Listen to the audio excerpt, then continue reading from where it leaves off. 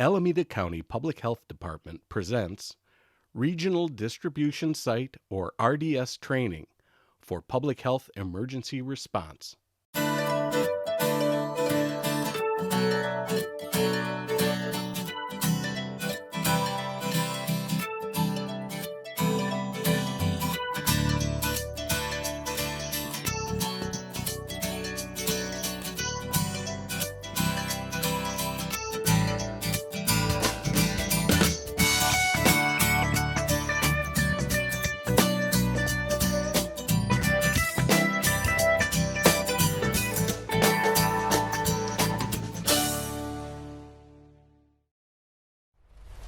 In case of a terrorist attack or other sudden large-scale emergency, bulk quantities of essential medical supplies could be needed on short notice.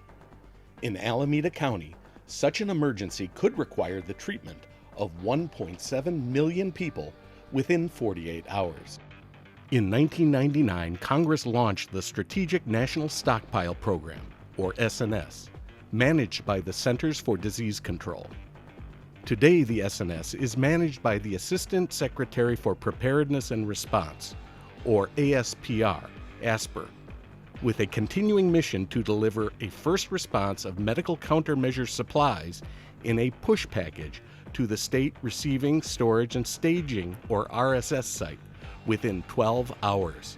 The RSS will immediately apportion medications to the County Regional Distribution Site, or RDS, for local distribution.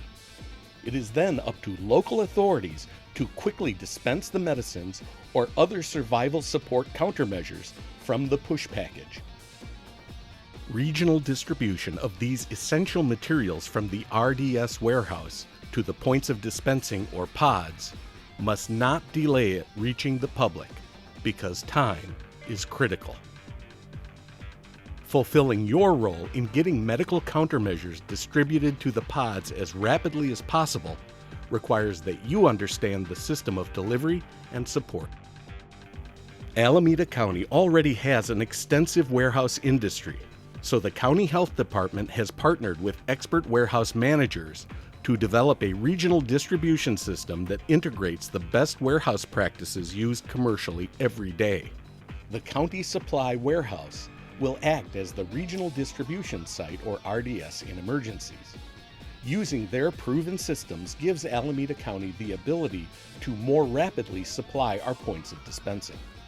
They already know how to ship materials efficiently, but they need additional staff in health emergencies to facilitate rapid shipments by prioritizing, tracking, and communicating with the Emergency Operations Command structure. Due to the unpredictable nature of emergencies, including the possibility of terrorism, asset distribution may also require special security measures. The most extreme case, and the standard for which we train, is bioterrorism anthrax attack. In an anthrax attack, the maximum window for emergency treatment of the entire urban population is extremely short. Simply said, the more people we treat in the shortest amount of time, the more lives we potentially save. If your role puts you in the RDS, you'll be part of the first line of defense. You will be treated with emergency medications and other supplies as soon as they arrive. The treatment cycle for anthrax exposure is 60 days. SNS countermeasures arrive in 2 waves. The first 48 hours is for rapid response delivery to mitigate the immediate threat, followed by larger long-term deliveries to support ongoing emergency treatment for the rest of the 60 days. Treatment supplies are then distributed to the public in 3 phases. Phase 1, within the first 48 hours, provides a 10-day supply of doxycycline and ciprofloxacin to 100% of the population. Immediately following, ASPR will begin Phase 2 delivery of the 50-day supplies to be distributed to 100% of the population before the initial 10 days is up. This second phase may include additional resources like amoxicillin, anthrax vaccine, and hospital support supplies like ventilators. Phase 3 covers the remaining 50 days during which all medical countermeasures will be maintained and supported as needed. During phases 2 and 3, an anthrax vaccine may be offered. Be aware that the anthrax vaccine requires 2 to 3 doses, along with special cold storage procedures. Points of dispensing include city and county operated public pod locations, along with closed pods operated by private organizations, large businesses, and healthcare facilities. Note that closed pods are responsible for arranging their own pickup and transport of medical countermeasures. The first rapid response deliveries of medical countermeasures will consist of whole pallets containing individual unit-of-use bottles, providing the initial 10-day supply of tablets of the oral antimicrobial drugs ciprofloxacin and doxycycline, Cipro and Doxy for short. These drugs must be taken as soon as possible after exposure and no later than 48 hours after potential exposure. Rapid distribution of these medical countermeasures is the primary life-saving activity of Phase 1 of the emergency response. The county RDS warehouse will receive all of the SNS push-pack pallets from the state RSS. The strategy is to leave pallets together because they come bundled as the same lot numbers. So as long as we know where someone received their medication, we will know the lot number they received. For this reason, during the first hours, the RDS will only be cross-docking or transloading to facilitate the distribution process. These rapid methods allow the RDS to streamline distribution and keep feeding the supply chain while time is most critical. Immediately following the rapid delivery of Phase 1 supplies, ASPR will begin delivering the 50-day supply. This second phase of countermeasures includes the alternative anthrax medication amoxicillin, along with pediatric antimicrobial oral suspensions, adult multi-drug courses, IV antimicrobial drugs, antitoxins, and ventilators. There is also now a vaccine for anthrax, and if available, ASPR recommends that affected populations be vaccinated in addition to the 60-day oral Doxy and Cipro regimens. Because this second wave of SNS resources is more diverse, there will be some prioritization occurring. Single lot number pallets will still be cross-docked or transloaded, but other inventory items may be consolidated into these shipments. Depending on the way the emergency unfolds, once the 10-day supply is in the hands of the public within the first 48 hours, distribution focus may shift to hospitals where symptomatic patients may soon be arriving for treatment. Medical equipment, such as ventilators, may become prioritized assets for saving lives during this phase of the response. The key for the RDS will be to stay ahead of the demand and ensure that every resource is in place before it is needed.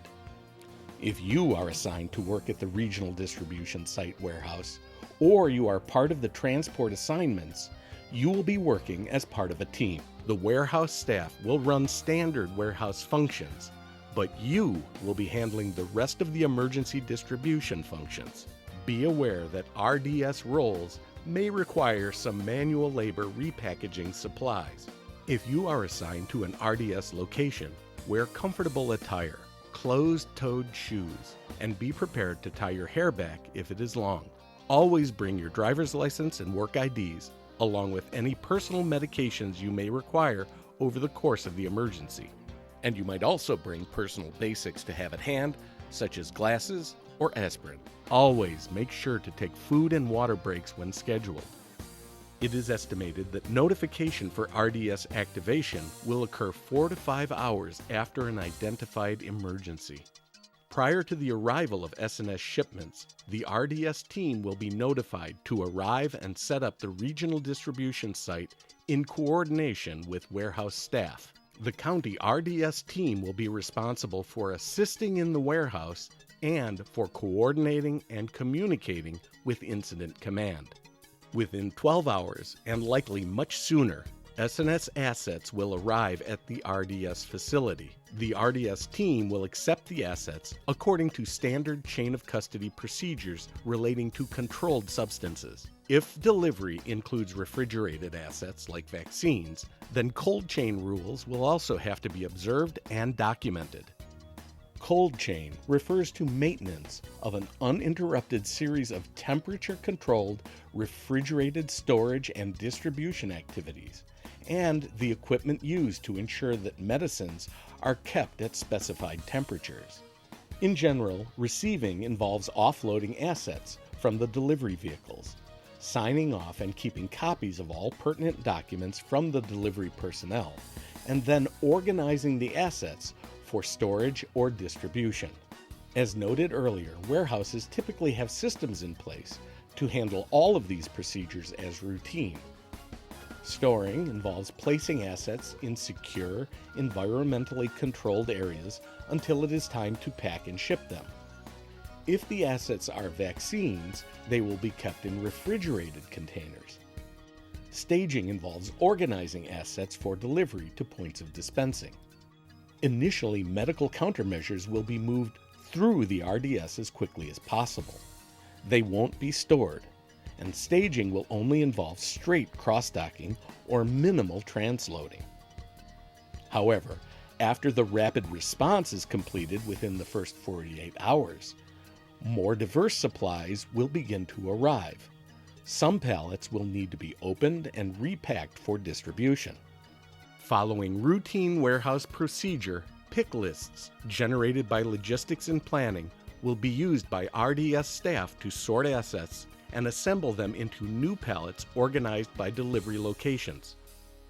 The repackaged pallets will need to be verified and documented. This will involve counting each product per pallet, confirming that it matches the pick list and lot numbers, and then confirming the destination of each pallet and attaching the appropriate shipping documents. The warehouse staff will wrap the pallet and load it for transportation. If cold chain transportation is required, refrigerated trucks or chiller units will be used for transport. The chiller units will be delivered and remain at the pod site. The RDS operates under the same incident command system in place at other levels of the emergency response.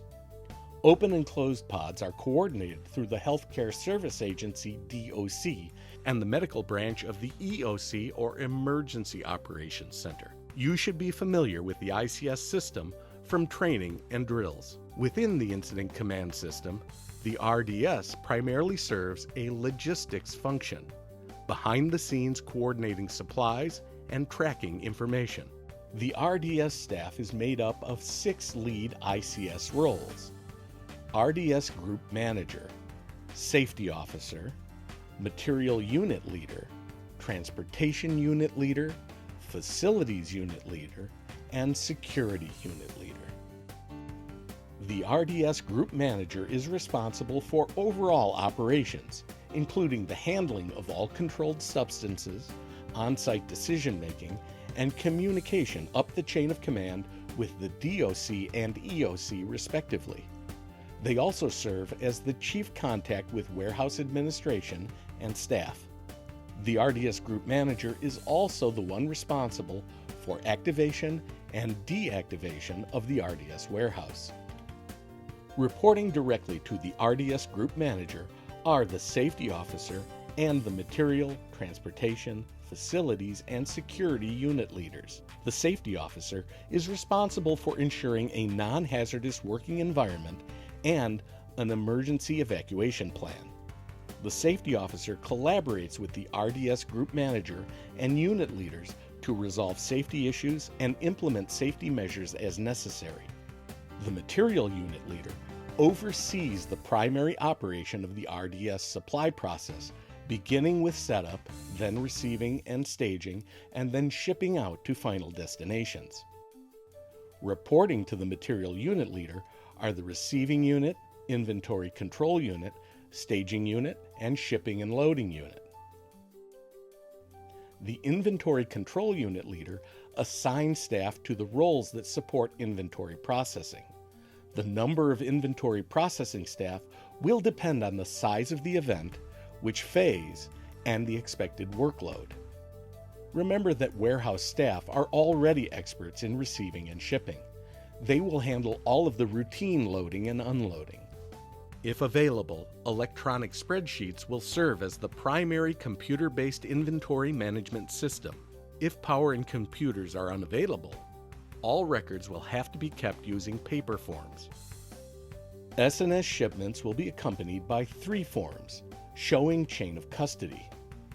1. S&S Medical Supplies Transfer Form, 2. Bill of Lading, and 3. Pick List.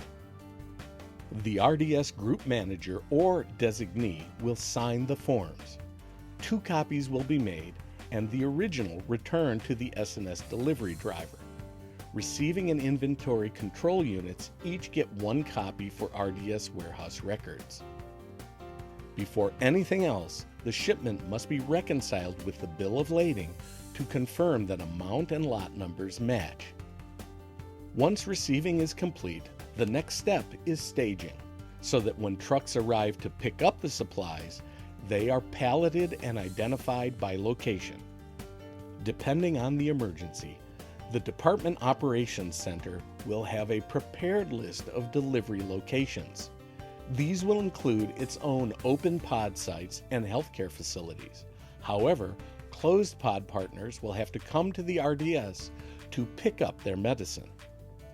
For Phase 1, full pallets should be clearly labeled with lot numbers and locations for rapid cross-docking.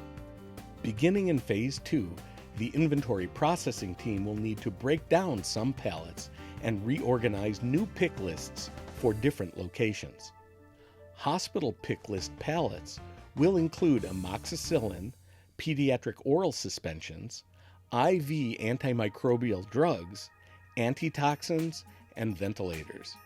Vaccines will require careful cold chain management, with cold storage units at the warehouse and at the pod sites, with refrigerated shipping in between.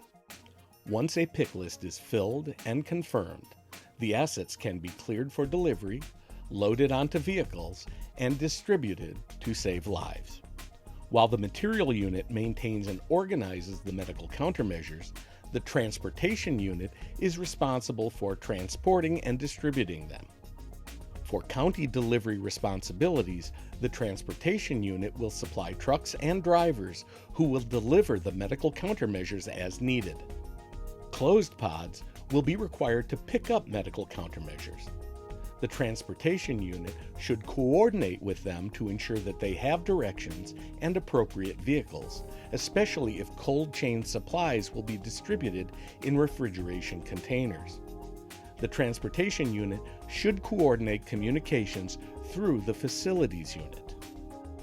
The facilities unit is responsible for providing direct and uninterrupted communication between the RDS warehouse and the DOC, EOC, and transportation vehicles. It may also include communication with pods and healthcare facilities. They will ensure that the DOC has access to all warehouse inventories involved in the operation in order to produce reports on resource availability and make emergency redistribution decisions.